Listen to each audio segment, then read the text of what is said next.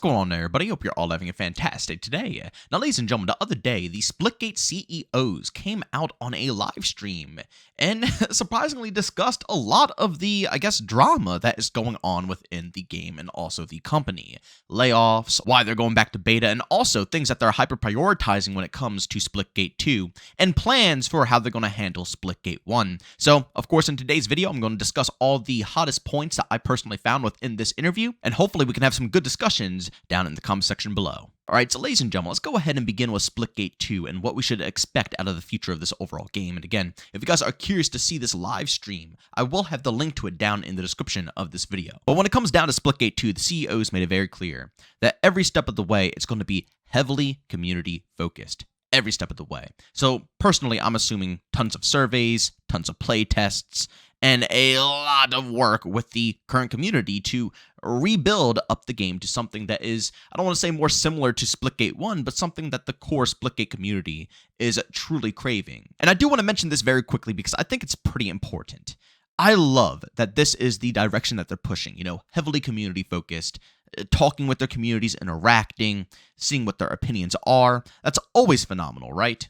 But at the end of the day, I don't think they should only go that far. I think they should really try to dive deep and figure out why a huge chunk of people dropped off of the game altogether. Why a massive majority of people out there said, you know what, Splitgate 2 just simply isn't for me, especially people who didn't go ahead and play Splitgate 1. I'm not trying to be rude or anything because I think, personally, Splitgate 1 was a phenomenal game. But sadly, we gotta be realistic here. It didn't have a crazy player count. You know what I'm saying? It might have had a pop when it initially came out because it was so cool to see portals along with, that cool Halo gameplay, especially when Halo Infinite wasn't even out yet, so we were craving something of that sorts. But even after such a pop, it still dwindled down to an extraordinarily niche community, right? So they have to figure out why a lot of people out there might not want to tap into this game, not only the hardcore audience. And also, like I stated in the beginning of this video, the CEOs gave us some reasons for why they are actually putting Splitgate 2 back into beta form. They said they had two options. Option A, they put out a massive update for Season 2 with all of the features and stuff that the community was asking for. Or option B, they go back to beta form and completely rework the game itself. You see, a lot of these features that people have been begging for, like ranked and progression, stats, so on and so forth, all of these things were planned, and a lot of them were supposed to come at launch, and of course they missed that window because the game was rushed. But the devs were able to get at least a couple of these modes into the game current date, and they had a bunch more planned for the future, which, again, they were going to incorporate into a massive content drop within Season 2. But due to, the community's reaction with Splitgate 2 and how kind of split we all are right now on what's good in this game, what's bad in this game, they noticed that a lot of people are not really too satisfied, not only with, missing out on some of the content, but just with the core game itself, whether it's factions, not enough portals, so on and so forth. It's a lot of stuff that people were kind of unpleased with. So option B would involve the devs just simply not making any of the new content and adding in all the modes, all that stuff. It would be going back to the drawing board and fixing the core of what the community doesn't like, relaunching, and then, of course, at the next launch, have all of that stuff that we have been begging for. So they went with option B. And again, I'm going to give my personal input. I'm still a little mixed. I hope this turns out well for Splitgate 2. It worries me a tad bit because I hope that, it just doesn't become too much of a jumbled mess with too much stuff thrown into the pot here. Personally, I don't know about you guys. Of course, leave your opinions down below. I thought Splitgate 2, the gameplay, how they handled everything. I even grew onto the factions. I don't mind. I thought the game itself is really solid. All it needed was, one, to get all the bugs resolved because we still had some crazy bugs since beta, and two, obviously, stuff with content. It's just wild to me because the way people reacted to the alpha and the beta was insane, and then Summer's Game Fest comes and everybody's opinions shift. I don't think the gameplay itself is bad. People loved it so much in the alpha and the beta. I don't know.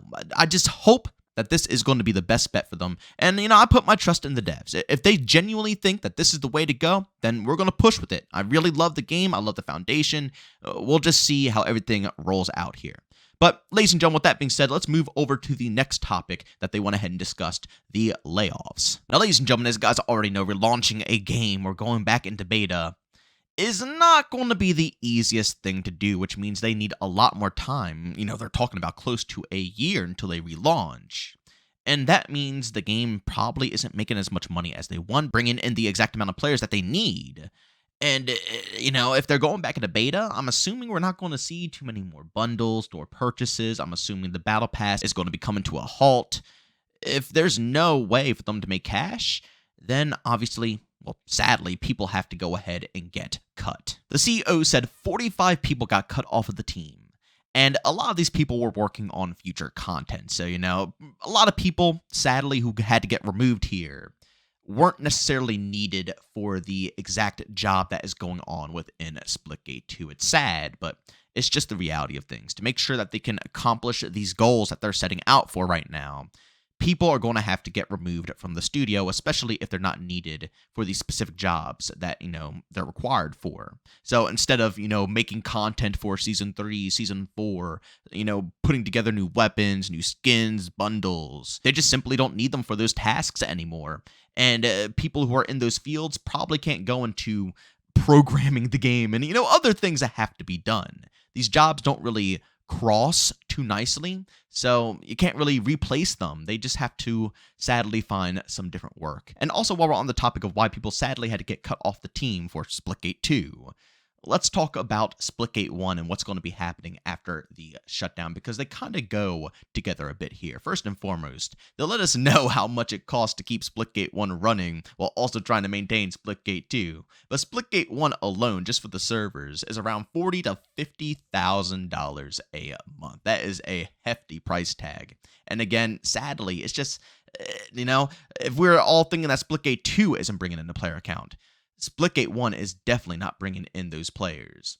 So, again, with the situation that they're in, they had to pick and choose between keeping Splitgate 1 alive or keeping some people on the team, some developers, so they can continue to push with Splitgate 2 and try to make the game that everybody's been asking for.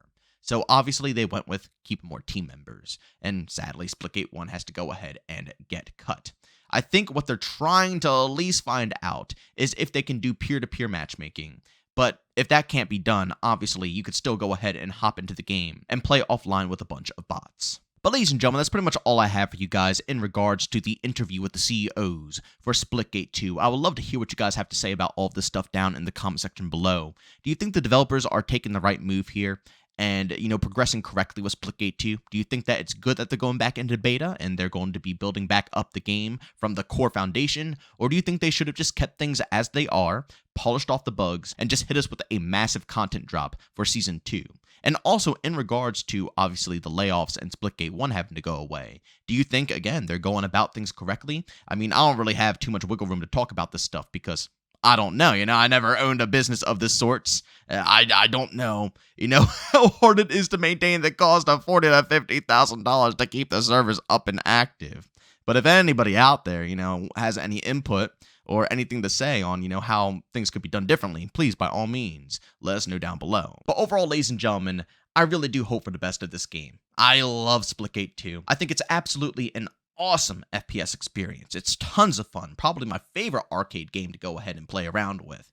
And I don't know about anybody else out there, and it's just a personal preference, but I would be devastated if it had to go away. Again, if this game can even just go down to a niche community, a small, tight-knit community, as long as it's enough to support the developers and keep them going along and producing more content, I would be completely content with that. Ever since day one, I always said I do not expect this game to blow up. All I want it to do is survive.